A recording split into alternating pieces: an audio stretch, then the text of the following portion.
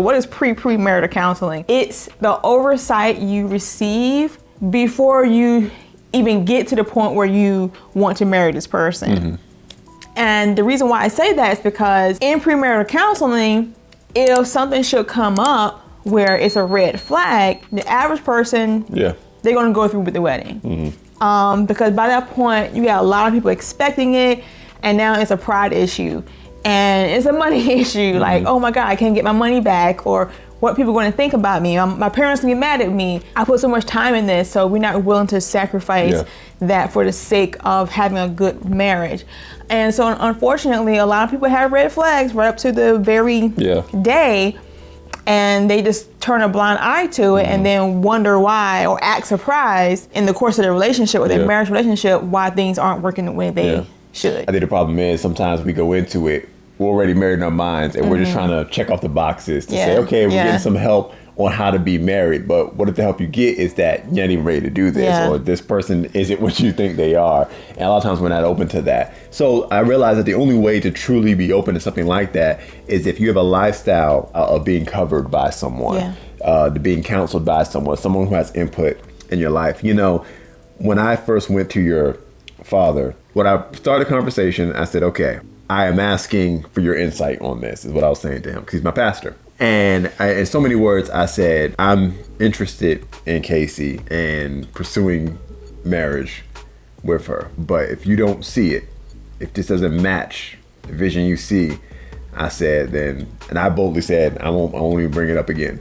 You know, and I don't expect everyone to be as bold to say that, you know, but that's what I said. And I meant it when I said that, because he has covered me my entire growing up as a kid, you know, my entire life. And I wasn't about to, in the most important decision of my life, dial his insight and his input out. And that's what we tend to do. We want covering, we want insight for those things that we're scared of, or we really want to do something. It's like what children do, you know. You want to do something, that's when you don't ask for permission. You get into it and try to, you know, and that's why a lot of times we'll hop into a relationship without any insight, without any input from someone that we trust, because we're afraid of the no. We're afraid of the no. But we really get into our mind that, especially if you're hopefully an adult, but we think that we're an adult, so we know it all, and we don't need insight. We don't need somebody telling us what we should and shouldn't do. And that's really the wrong attitude, because you should never approach this with the idea that I'm an adult, because emotions are not adult.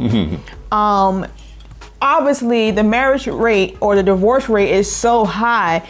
Obviously, there's people get into relationships and don't know what they're doing. So you want to give yourself the best possible chance to have a successful relationship by getting marital counseling. We had a whole questionnaire that we had to fill out separately from each other. Without sharing it with each other, Without sharing information with each other. And we had to answer honestly those questions. And they were detailed questions from, do you believe in tithing and giving? Do you believe in disciplining children? How many children do you want? Do you have family members that... it was real good. It was like, how do y'all feel about working? Do you feel like the wife should or shouldn't work outside the home? And it's good questions, because it's you'll find out your philosophy. It was like 3 or 4 pages of questions that we had to answer. And it was really like, whoa, okay. I mean, we talked about a lot of stuff, but there was stuff in there that we hadn't really talked about. Thankfully, I think we passed, we had we passed the test, but it still was like, it really brought us to light and say, hey, there's some things that we need to still discuss. You know, anything worth doing, and that's a new learned skill, marriage is a skill, requires a good coach. It requires good insight. And marriages, for some reason, relationships in general, it's just the one thing where we have this philosophy in the world of, just follow your heart and do what you feel. That's stupid. It is. If you follow your heart and do what you feel, and when you want to be in the NBA, you never make it in the NBA. If you follow your heart and do what you feel, and you were in law school, you never passed the bar.